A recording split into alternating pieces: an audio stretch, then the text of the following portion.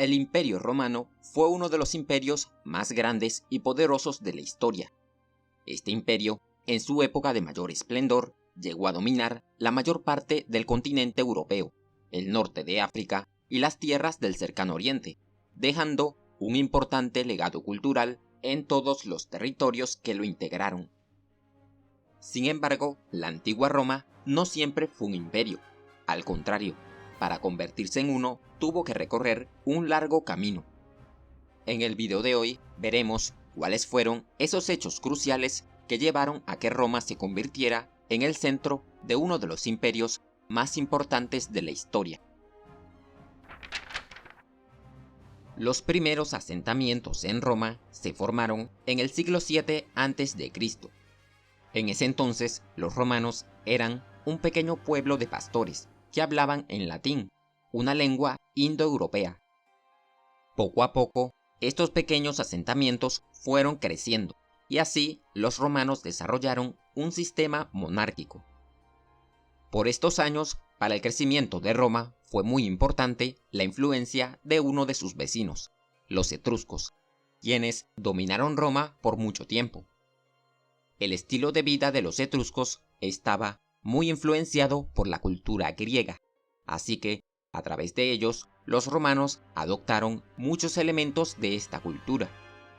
Los habitantes de Roma adoptaron la forma de vestir de los etruscos, e incluso desarrollaron su propio alfabeto inspirándose en el alfabeto etrusco, que a su vez se derivaba del alfabeto de los antiguos griegos. A finales del siglo VI a.C., los nobles romanos se sentían amenazados por la monarquía, pues ésta cada vez se hacía más poderosa. Así que los nobles decidieron expulsar al rey y terminar con el sistema monárquico. Luego de esto, los romanos crearon un nuevo sistema de gobierno, llamado la República, un modelo de gobierno que estaba inspirado en el sistema democrático de la antigua Atenas. Con la creación de la República Romana inició uno de los periodos más importantes en la historia de Roma. Durante este periodo, los romanos fundaron nuevos cargos públicos y fortalecieron muchísimas instituciones políticas. Una de estas instituciones fue el Senado, una asamblea conformada por 300 hombres que ocupaban sus cargos de forma vitalicia. Con el paso del tiempo, el Senado acumulará un enorme poder, convirtiéndose en la institución que realmente gobernaba el Estado romano. Los senadores llegaron a ocupar los cargos más altos de las magistraturas de la República, a controlar la política interna y externa, y a decidir sobre los asuntos financieros. En el periodo republicano, los romanos consiguieron fortalecer sus ejércitos y comenzaron a expandirse hacia otros territorios. Entre los siglos IV y III a.C., poco a poco, fueron sometiendo al resto de pueblos que vivían a lo largo de la península itálica, incluyendo a los etruscos y a los griegos que vivían al sur de Italia. Así, los romanos lograron tomar el control de casi toda la península itálica. Para gobernar de forma eficiente sus nuevos dominios, permitieron que algunas personas de los pueblos conquistados se convirtieran en ciudadanos romanos. Igualmente, les permitieron a algunos estados conquistados mantener su autonomía. A cambio, estos estados debían aportarle soldados a Roma. Sin duda, este tipo de decisiones diplomáticas contribuyeron al éxito de la expansión de los romanos. Pero las fuerzas romanas no se conformaban solo con dominar las tierras italianas. Además, deseaban controlar las importantes rutas comerciales del mar Mediterráneo. Así que estaban dispuestos a enfrentarse con la otra potencia militar del Mediterráneo, Cartago. Romanos y cartagineses se enfrentaron durante años en una serie de conflictos llamados las Guerras Púnicas. Finalmente, luego de numerosas batallas, Roma derrotó definitivamente a Cartago. Con esto, los territorios de España, Sicilia, Córcega y Cerdeña se convirtieron en provincias romanas. Incluso la propia Cartago fue destruida y convertida en otra provincia de Roma, llamada África, Después de esto, Roma se convirtió en el estado más poderoso de su época. Sin rivales, pronto los romanos continuaron su proceso de expansión en el Mediterráneo oriental. Allí sometieron a los macedonios, a los estados griegos y al reino de Pérgamo. Y así las fuerzas romanas se hicieron con el control de todo el mar Mediterráneo.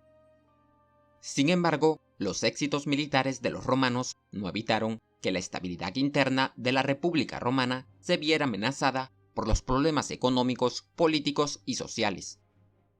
Y es que, a partir del siglo II a.C., las divisiones entre los aristócratas, las rebeliones, los problemas en el campo, la violencia y los asesinatos se hicieron presentes en la vida política de Roma. En medio de esta situación, un general romano llamado Mario incursionó en la política y llevó a cabo una serie de reformas militares que serán cruciales para la historia de Roma.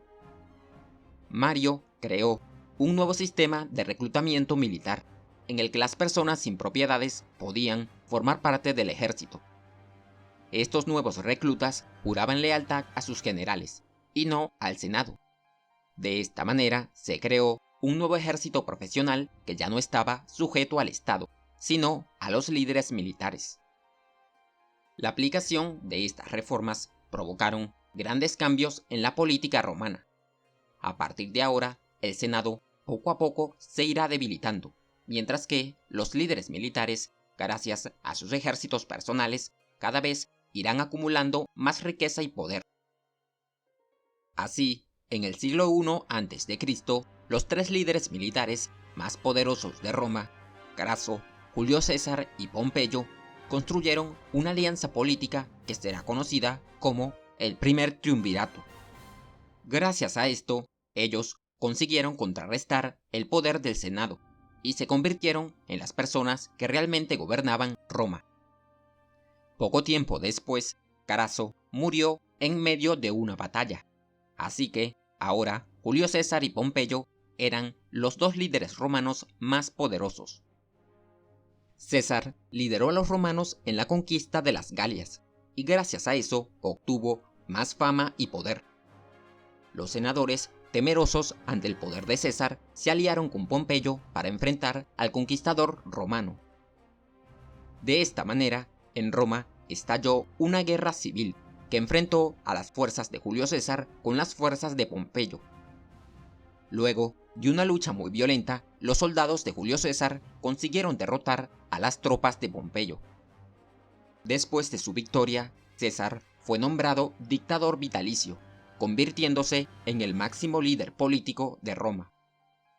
Pero, unos años después, un grupo de importantes senadores, resentidos por la victoria de César, lo asesinaron, creyendo que de ese modo Roma volvería al viejo sistema republicano. Sin embargo, esto no sucedió. Al contrario, este hecho provocó que nuevamente estallara la violencia y que la república se encaminara a su final definitivo. Y es que, luego de la muerte de César, su hijo adoptivo, Octavio, asumió el liderazgo de sus legiones. Luego, unió sus fuerzas con Marco Antonio y Marco Lépido para formar el segundo triunvirato romano. Rápidamente, estos tres comandantes tomaron el control político de Roma y ordenaron la persecución de los asesinos de César.